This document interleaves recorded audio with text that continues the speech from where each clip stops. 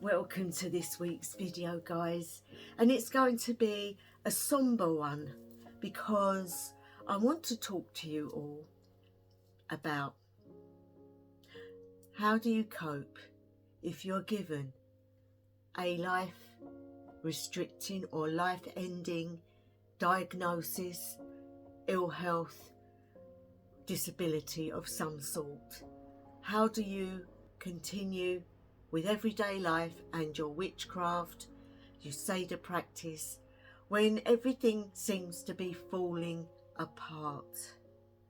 And so I wanted also to explain to you, this is through an understanding, for I am also going through this. And so I can give you some pointers in how to help with those moments when you're feeling really scared, or moments when you just want people to understand how you're feeling, that you're so alone with it. And I know there's a lot of you out there that have been through or are going through or will go through similar. And so I wanted to share some hope with you, because we are all spiritual beings, guys. And as such, we have this strength within us that comes from another place, that comes from another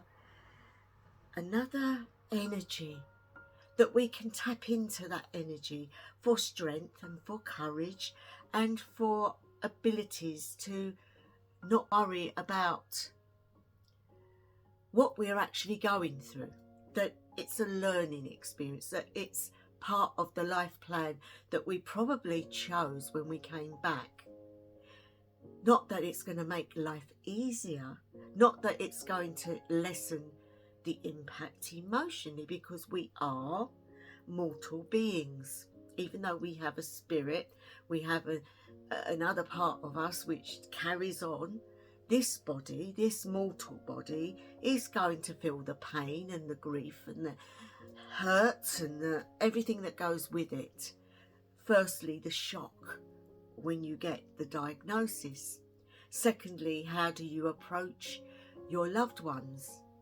Thirdly, how do you hang in there and be strong for everybody else? Because it seems to work that way, that even though you're the one who gets the diagnosis and the problem, others around you seem to be the ones that need to be propped up and helped. And you will find yourself making light of what you are going through to appease them and make them feel safe. Because the last thing they want is to be thinking they're going to lose you, or there's going to be a terrible thing going to happen. And so I'm going to give you some pointers in what it feels like, and then how do you deal with it. So the first thing is you get the phone call, and the doctor will be on the end of the phone, and they will talk to you in a strange manner. Not in the way that they normally talk to you, but in a very predictable, slow, not knowing what way to talk to you. So they're putting their authentic voice on so that you know something's not right. And so you immediately then think, okay, I know something's not right. So let's just say, okay, okay, and not interrupt the doctor whatsoever. And this has happened to me a lot over the last few years, because I will share with you guys that one by one my organs are failing, and time is going to become a little bit shorter, and I'm okay with that. I'm fine with that. And people say to me, well, you shouldn't be fine with that. You should be saying, I'm not going to. You know, when you have a strong faith and you know that there's something after death, then there's no reason to be scared of it. That's the way I think. Now, for others out there, they may feel totally different. But I think my faith gives me that sense of, what's the word? Embracement. understanding. And so back to the phone call. You're there going, yep, right. And the doctor's reeling off, you've got to have this test done and you've got to go here and you've got to do that. And I'm putting you on these meds and they may have side effects which will make you feel like this. But it's okay. We will deal with it. It's like it floods you. And then when the phone goes, there you are on your own and nobody's there. Or if they are, they're like, whoa. You try to talk to them and it's like nothing's happened. It's like, oh. So you go within. And the first thing isn't normally to go and meditate and get your guides and get your helpers to help you. It's about, oh hell, what's going to happen? What's next? Why is this happening? So the second step is going for the tests, going through all the things they want you to do. And so you build yourself up in your own strength, which is the worst thing you can do, guys. And I'll explain that when we go through this list. So you build yourself up to then be told, oh, sorry, that test has been cancelled, but we're going to redo it. Another doctor's saying, but we need to do that rather quickly. But this doctor's saying, well, we haven't got room. Somebody else took precedence because it was more important. Okay. Finally, you get all your tests done and they come back. And again, you get the phone call from the doctor.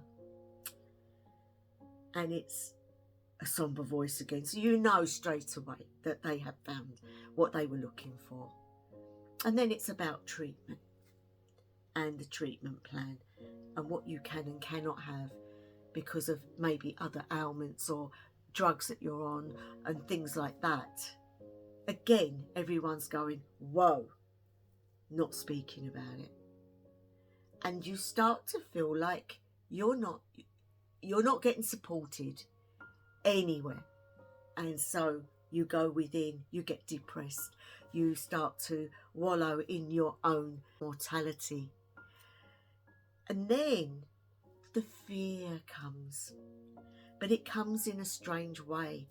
You get obsessed with finding out all about what's wrong with you because nobody's telling you, so you want to find out. So you go online and you're looking everything and you're finding out what you might expect. Of course, that plays on your mind. And you start to speak to other people about these things that you've read. And again, it's, whoa, not interested. They're scared, guys, but they're not letting you know that they think they're being tough for you, whereas you need somebody to sit with and talk about it. You know, a cuddle. Let's sit down and chat. How are you feeling today? But you don't get that, guys. You get this, whoa. So that's what it feels like when you get disastrous news. But there is a way, and the bit that I found was that if you rely on your own strength, you won't make it through. If you rely on your inner faith, your spirituality, your guides, your helpers, your deities, everyone around there, they're there trying to help you. They're standing there giving you all the healings and telling you it's okay, but you weren't listening. You couldn't hear them because you've been in a bubble of fear. When time becomes shorter for you, you want to get as much out as what you want within, because one day you won't be here anymore. And because of that reason, you want to say what you want to say and get it to everybody. And so I am not telling you guys that I'm on my way out. What I'm telling you is I have a lot of organs failing, and who knows, I could live for 20 years like it. Who knows? Or I might not. Or I could go in a year, 5 years. Whatever is planned for my life this is just a shell. What's within is the spiritual being that will move on and go to the next life and the next life and the next life. And I have nothing to fear. And that's a good thing. I always say to people, you have nothing to fear but fear itself. Fear is something we think about and build up and make ourselves really not good. So I want to give you some pointers.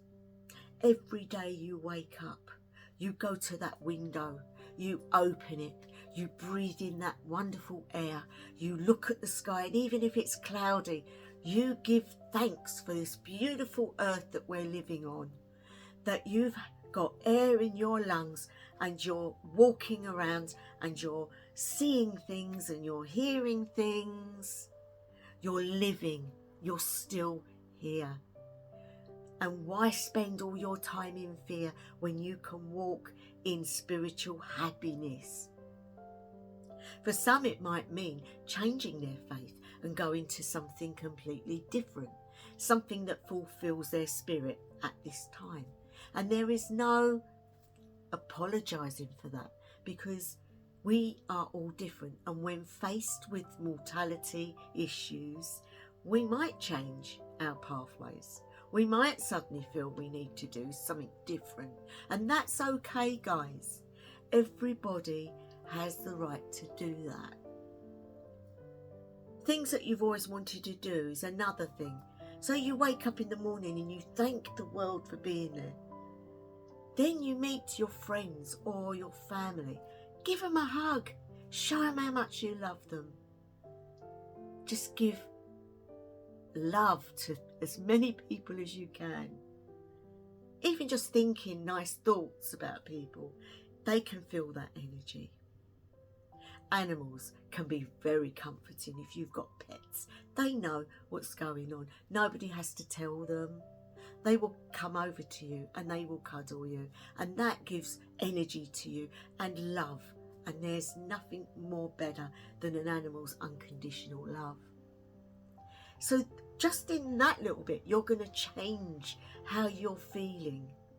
And the next step is to spend at least one day of your week in a lot of meditations and path workings. Get out in nature and do some exercise while you can. Then we need to look at your diet. How you're eating, what can aid you, what is bad for you, and you need to alter that. Believe it or not, guys, with all these things, you can make yourself feel okay and happy. You don't have to think about the doctors till you have to see them. You don't have to think about tests and results until you're there. Live each day as if it's your last, but with joy in your heart. Now, for any of you out there that is going through a terrible time at the moment and have been given, maybe a cancer scare, or maybe it is cancer, or maybe it's another type of organ that's failing, or maybe you're going blind, or maybe you're going deaf. Whatever it is, your spirit is whole. I want you to remember that. Your spirit doesn't lose itself. It's only the physical body that gets damaged and loses itself. So you need to focus on the inner body, the part that you don't see that is very much alive and within you. That will never let you down. That will go on and on and on, many lifetimes. And so we can hang on to that. Imagine yourself as that spiritual being rather than the physical being, because eventually that's what you will be, back to that again. So you might just as well get in touch with your spiritual side, and it will do you well. I wanted to share this with you because it's been on my mind that there are a lot of people out there that are silently suffering, and it's affecting their spirituality and their paths because they're finding it hard to hang on. But spirituality you don't hang on to. It's always with you. It's not spirituality that walks away from you. It's you that walks away from that. But you can't escape it because you are spirit. The body is a coat. It is just something you can take off and throw away. That is what we are. You're in third dimension, but because you're in third dimension, you are a physical being, okay? But your spirit is encased in that, and that is who you are. It isn't the flesh that is the personality. It isn't that at all. It is you within your personality, your likes, dislikes, and wonders of life. And whatever you learn in this life, you take to the next. And so I wanted to share hope that if you can grasp on to just being happy to live each day and grasp the people around you and the beauty of the earth, and not to try and feel scared, but to embrace what each day brings, the rest takes care of itself. And you will find that you won't be living to die, but you will be living to live. And some people that have had terrible diagnoses have lived a lot longer because this attitude change, and they've enjoyed their life to the end. And so I just wanted to do this little video to help you if you're going through these things, and to let you know that I'm always here for you and that I'm going through the same thing. I am always being diagnosed with new problems, and this has been going on for the last 10 years. Each diagnosis is just another nail in the coffin lid, but it doesn't have to be. And so I will keep you in my thoughts and my prayers and my candles, and I'm wishing you all a wonderful day or evening wherever it is you're living, and hope that you can take on board what the message of this was.